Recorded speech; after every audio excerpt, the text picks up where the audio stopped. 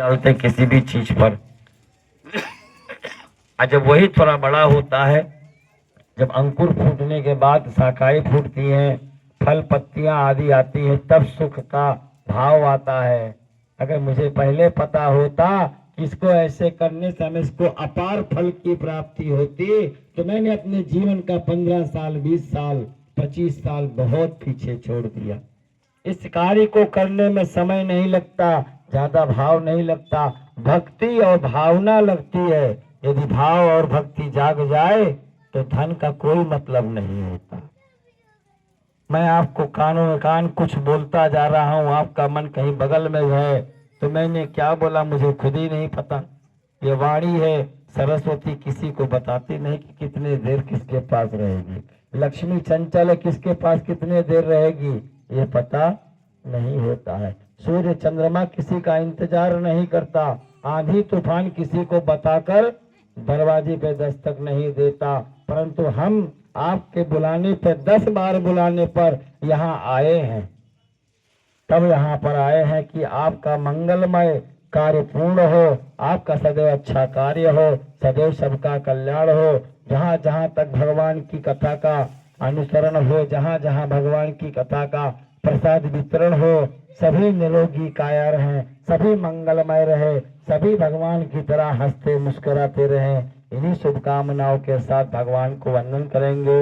ओम नमो ताम्रधाना हस्ताम सहस्त्र दिव्ये नमः। ओम नमोस्तन्नाय सहस्र मूर्ते सहस्रवित्तवाहवे नमः।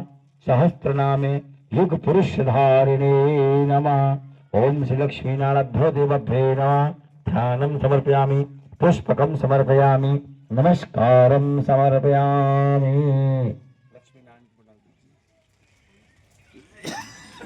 हमने अनुभव किया कि साक्षात नारायण मेरे सम्मुख बैठे हैं। दीपक जलता है तो रोशनी मिलती है, परंतु जब भगवान का आवाहन होता है तो हमें अनुभूति होती है किसी के आने की। हमारा आगमन हुआ तो लोगों ने नमस्कार किया, प्रणाम किया, उसका प्रत्युत्तर हमने अपना जवाब दिया, तो आपको इस बात का अनुभव हो गया कि हाँ, मुझे कथा सुनाने वाला आ गया। तो कथा सुनने के लिए जिस भगवान की कथा को सुनना है उसका भी तो स्थान होना चाहिए। आपने स्पर्श किया, आशा है कि आपको इस बात के अनुभव में सराबोर होना चाहिए। तो भगवान सत्यनारायण का आपने स्पर्श किया, अब उन्हें मन ही मन में अपने द्वार पर बुलाइए।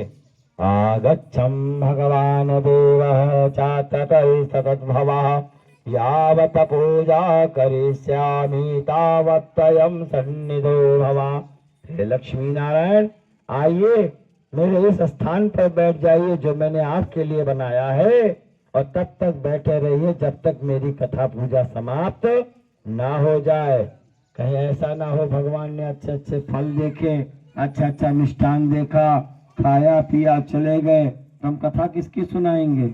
तो भगवान हमारे द्वार से चले जाएं तो उनसे वचन ले लीजिए, हे लक्ष्मी नारायण, जब तक मेरी कथा पूजा समाप्त नहीं होगी तब तक आप मेरे सम्मुख बने रहोगे। ऐसा भाव, ऐसी भक्ति में पूर्ण भक्ति करते हुए भगवान के चरण में अक्षर डाल दीजिए। 3 बार आचमन कर दीजिए भगवान को। आचमन्यम सुंदरम देवस्ताम प्रमाप्रभेनमं। ओम श्री लक्ष्मी नारायण नमः। आचमन्यम जलम समर्पयामि, आचमन्यम जलम समर्पयामि। भक्ति बार कुछ रुपए ले लीजिए, संकल्प के लिए ला। एक जन गठबंधन के बाद